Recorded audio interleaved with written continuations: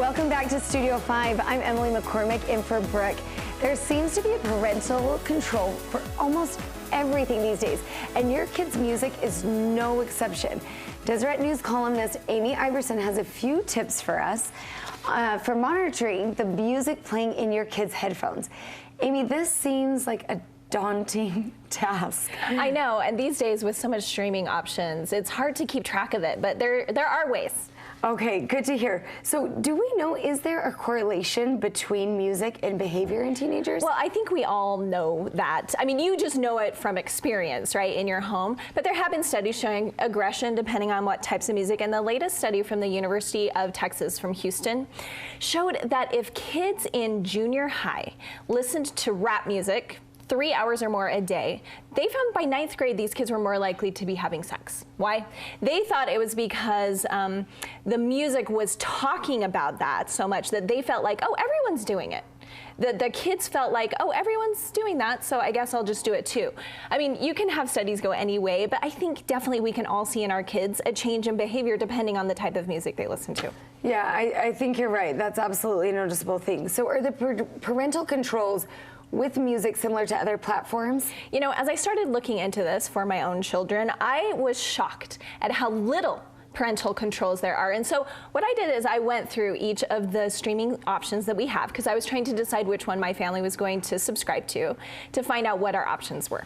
And you bring up a good point there. Almost everything is streaming. Yeah. When you and I were teenagers, it was you go to the CD store and it has a big black box on it, right? And then you couldn't buy it. Absolutely not. And so now it is different because you buy kind of these memberships. So I want to get into the nitty-gritty of this and hear about each of these and what the pros and cons are. What about Amazon Music? So Amazon Music doesn't have as many songs as other services, but also Amazon has no filters. So just know if your kids are subscribing to Amazon, if you have a Prime account and they're using that, there's no way for you to filter those explicit lyrics. Okay, and you're saying that where Amazon does not have this, Apple actually does. Yeah, so my family's kind of an iOS family. We have iPhones and Macs, and so Apple has something, if you're a parent, you should know this, but they have restrictions. So as a parent, you set a 4-digit passcode, you go in and you set restrictions for explicit content, for movies, for TV shows. You can say no rated R, no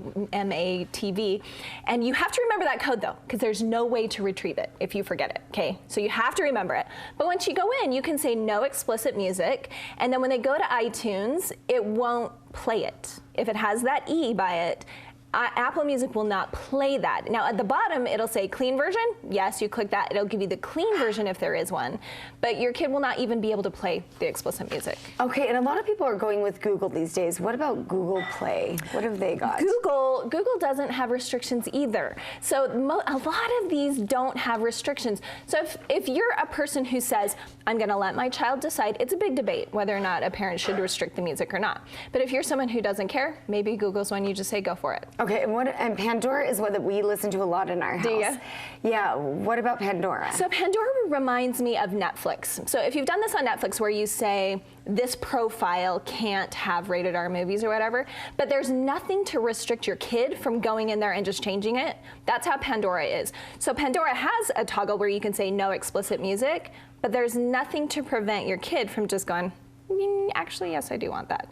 So while you can restrict it, it may make you feel good, someone can change it just as easily. Okay, and Spotify. Spotify is huge right now. It seems like that's the prescription or subscription of the moment. Yeah. So tell me about Spotify. So my kids loved Spotify, and that's what they wanted to use. Spotify has almost as many songs as Apple Music. Spotify has no restrictions. So what would happen in my house is my daughter would be playing a song on her speaker, and bad word, right? She'd be, oh, and hurry and hit the next button. But do you even want that to happen? So if you want restrictions, Spotify does not offer those to you. Even though it has a huge library, there's no way for you to get rid of the bad language. Okay, so which one gets your stamp of approval? Well, I think you probably can tell, but Apple Music really is the only one that allows parents to set a restriction, and then since you have that 4-digit code, your kid cannot go in and change it back.